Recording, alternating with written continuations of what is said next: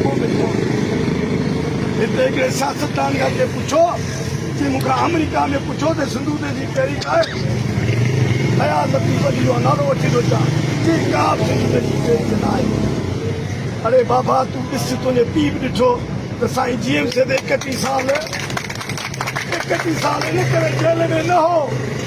तो हू तमाम अगर चापड़ो सी निके पर सिंधु दे जो ऐलान करे चुको न करे जीएम सैयद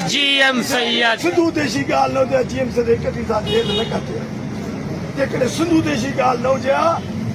त आरी सर फटका न खाया जेकॾहिं सिंधु देशी गाल न हुजे त मुज़फ़र भुट्टे खां वठी आसिफ पवार ताईं उनजा किथे लाश न अचंदा सिंधु देश जेकॾहिं सिंधु देशी गाल न हुजे त 57 सालनि जो अयूब कांदड़े खां वठी गबरू नौजवान जंहिंजे गिठनि मां मां जो गीत हुए सुरेंद्र भट्टी ताईं 7 साल 10 साल ताईं तव्हांजे कार्य दिलि में न हुजे ऐं ताज़ो ई तव्हांजे दिलि में हिकु गबरू नौजवान जेके 12 महीना अॻु नसीब नगर राजेश बलूखान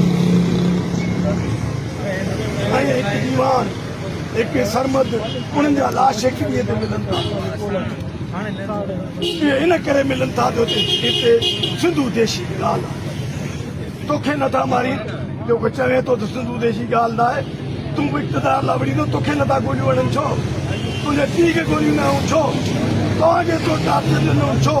टार्चर उन्हनि जे लाइ आहिनि असां उन्हनि लाइ जेके धरती जी आज़ादी जी ॻाल्हि कनि था हिन वक़्तु 6 नालनि जो ऐलान